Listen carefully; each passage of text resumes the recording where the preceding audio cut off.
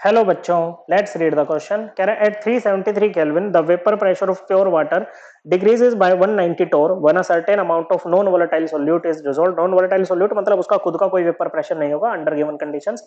The mole fraction of solute in the solution is, तो mole fraction निकालना है solute का, सॉल्यूशन में क्या रहेगा बच्चों। देखो यहाँ पर ध्यान से देखना बच्चों, 373 केल्विन ये क्या होता है बच्चों, ये होता है बॉइलिंग पॉइंट। किसका बॉइलिंग पॉइंट? वाटर का।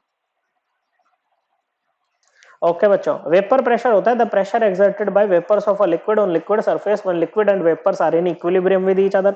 ओके, तो प्योर वाटर की बात हो रही है बच्चों। पहले तो प्योर वाटर मान लेते हैं, इसका वेपर प्रेशर P0H2O है। ओके बच्चों, तो देखो जैसे वाटर है बच्चों, वाटर इसकी वेपर बनेंगी बच्चों, इसी की ये मॉलिक्यूल से नहीं, चेन की वेपर बनेंगी बच्चों। यही लिक्विड सरफेस पर जब लिक्विड और वेपर इक्विलिब्रियम में आ जाएंगे बच्चों, तो जो प्रेशर लगाएंगे उसी को हम वेपर प्रेशर कह रहे हैं बच्चों। अब जब हम इसमें नॉन वोलेटाइल सॉल्यूट डाल देंगे, तो यहाँ पर जैसे सरफेस के आपके पार्टिकल्स जा रहे होंगे बच्चों वेपर फेज में, अभी चार जा रहे थे, मान लो चार में से दो की जगह पे कौन बैठ गया, आप मान लो आपका सोल्यूट आके बैठ गया, तो चार में से दो ही जा पाएंगे बच्चों, तो क्या होगा बच्चों, जो प्रेशर कम लगा पाएंगे, तो वेपर प्रेशर कम हो गया ना बच्चों। क्या हो गया बच्चों? वेपर प्रेशर कम हो गया बच्चों। ओके, तो जो अब सॉल्यूशन बनेगा ना बच्चों नॉन वोलेटाइल सॉल्यूट डालने के बाद, उसका वेपर प्रेशर मान लो P है। क्या है बच्चों? P है। तो P की वैल्यू ना P0H2O से कम रहेगी। अब यही डिफरेंस हमें बता रखा है, P माइनस P0H2O किसके इक्वल है बच्चों?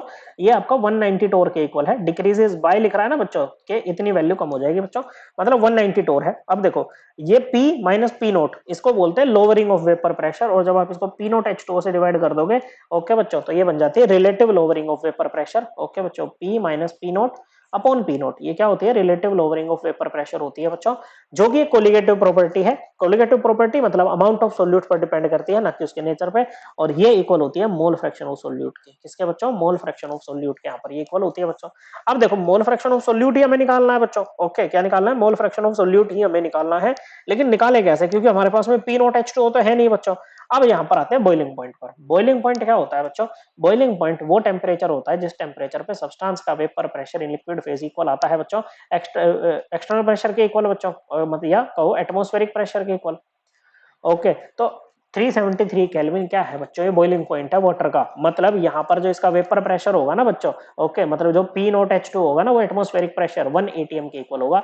और 1 atm टोर में किसके इक्वल होता है बच्चों? 760 टोर के इक्वल होता है। ओके बच्चों, therefore mole fraction of solute would be equal to lowering of vapor pressure which is 190 torr upon atmospheric pressure which is 760 torr, या P0H2O यहाँ पर गिवन कंडीशंस में ये गया बच्चों। ये आ जाएगा आपका कितना? 0.25। Correct answer option D. I hope आपको ये एकदम क्लियर हो गया होगा। थैंक यू बच्चों।